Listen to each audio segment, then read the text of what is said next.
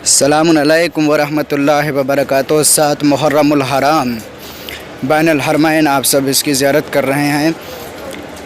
ये वो 7 मुहर्रम जो जनाब कासिम से मंसूब की गई है।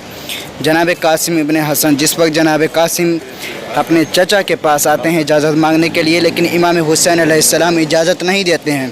कहते तुम तो मेरे भैया की निशानी हो, मैं तुम्हें कैसे मरने की इजाज़त दे सकता हूँ। उसके बाद जनाब उम्मे फरवा के पास जाते, अपनी माँ के पास जाते हैं, तो उम्मे फरवा कहती हैं तुम्हारे बाबा ने तुम्हारे बाजू के ऊपर तावीज़ बांधा था और फरमाया था जिस वक्त कोई बड़ी मुसीबत आए तो उस वक्त इस तावीज़ को खोल लेना।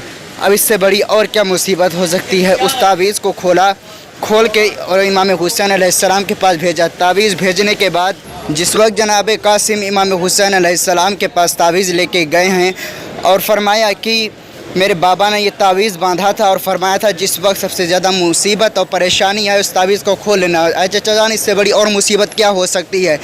जिस वक्त इमाम हुसैन अलैहिस्सलाम ने उस तावीज़ को खोला, भाई ने भाई की तहरीर को पहचाना, बचपन की याद आ गई। इमाम हुसैन अलैहिस्सलाम ने उस तावीज़ को पढ़ना शुरू किया। उस तावीज़ के ऊपर लिखा हुआ था, मेरे भैया हुसैन, मैं तो वाक़ई करबला में मौजूद ना हूँगा, लेकिन मेरी तरफ़ से मेरा बेटा कासिम मौजूद होगा, तुम इसको मेरी तरफ से कबूल कर लेना। उसके बाद इमाम हुसैन अलैहिस्सलाम ने जनाब कासिम को इजाज़त दी। जनाब कासिम रन में गए हैं। ये 7 मुहर्रम वो गम की तारीख़ है कि जिसमें 7 मुहर्रम को खैमे हुसैनी में पानी ख़त्म हो चुका था। 4 मुहर्रम को पानी बंद किया गया था। 3 दिन का भूखा प्यासा था ना कासिम, कब तक जंग करता।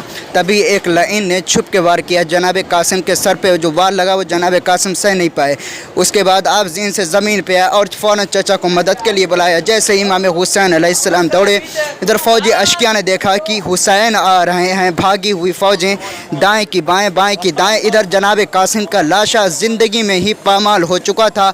जब इमाम हुसैन अलैहिस्सलाम जनाब कासिम के करीब पहुँचे हैं ना, तो जनाब कासिम कहीं नज़र नहीं आते। इमाम हुसैन अलैहिस्सलाम ने सदा बुलंद की, ऐना ऐना कासिम, ए मेरे लाल बेटा कासिम, तुम कहाँ हो, तुम मुझे नज़र नहीं आते।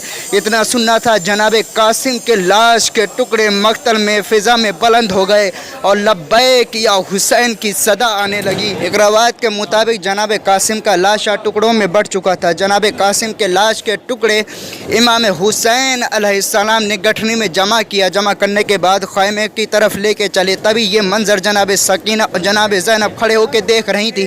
तभी जनाब सकीना ने फूफी अम्मा से सवाल किया, फूफी ज़ैनब, ये मेरे बाबा गठरी में क्या लेके आ रहे हैं। लेकिन जनाब ज़ैनब कोई जवाब ना दे रही थी।